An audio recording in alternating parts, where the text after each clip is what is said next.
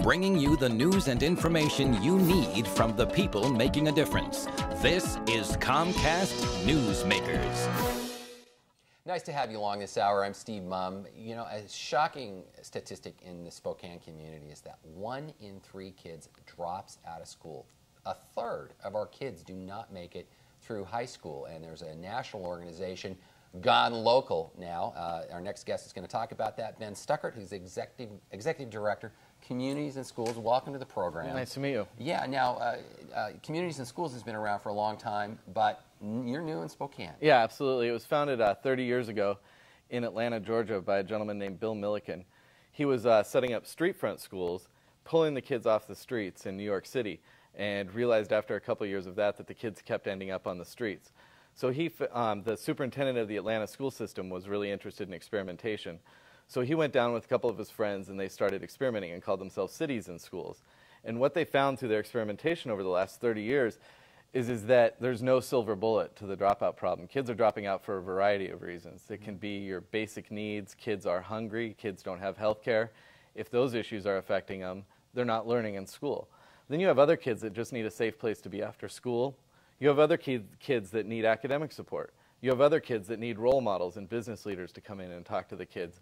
So there's no silver bullet, but there's all these items out in society, all these services that are offered out in society outside of the school system. But what Communities and Schools found is that if you bring those services into the schools where the kids are located, you can actually make a difference in their lives. So plugging in time to do something. You know, I have to say that the statistic still shocks me in that, you know, we think of Spokane as one of the classic lines, it's a great place to raise a family. But a third of our kids are not making it. So you're saying start this project in the schools and hook in with them before there's a problem. Yeah, absolutely. And they show that the younger the child is, if they're having problems, like a Arizona State Study University just showed last year that they followed a cohort of kids from kindergarten through the 12th grade. And they found that the kids that were missing school in the 3rd and the 4th grade and had high unattendance rates, those are the same kids that dropped out in 9th and 10th grade. They're physically dropping out in high school, but they're mentally dropping out when they're younger. So if we wrap around services around those kids, whether that's counselors, whether that's after-school programming that builds character, whether that is food programs or healthcare programs in the schools, we can actually stop that from happening later and stop the dropout problem. So that's one of those tags saying, okay, this student's missing a lot of classes. That's kind of a red flag. Yeah, absolutely. This is going to play out as a potential dropout perhaps years down the road. Yeah, and so what Communities and Schools does, which is unique, is we actually recognize the fact that the schools can't do it alone. So we put a site coordinator, a Communities and Schools site coordinator on site in targeted schools. And where is that in this community? Glover Middle School, Chase Middle School, and Cheney Middle School. And the site coordinator's job is to make sure that the right kids are getting the right service at the right time. Matching them up, working with the counselors, working with the teachers, and working with the administration to see who those children are that are exhibiting signs of what we'd call at-risk students of dropping out later. And if they're exhibiting those signs, they're referred to our program, and we match them up with the right service. It may be a Girl Scouts program that's designed to increase young women's self-esteem.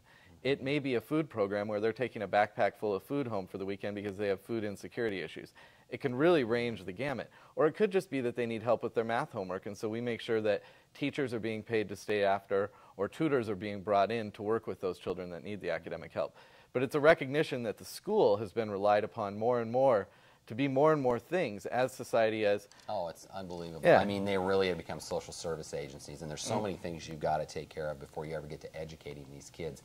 Something that's an important point is that this is a national organization, but for the efforts that you do here in Spokane, you rely on local money. Yeah, absolutely. We don't receive any financial support from our national organization. We follow certain standards and are allowed to call ourselves Communities and Schools.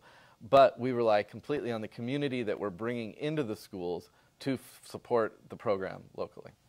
Well, great work, and and again, when you've got those kind of numbers, anything you can do to make an inroad into having less than a third of kids dropping out. I appreciate your efforts.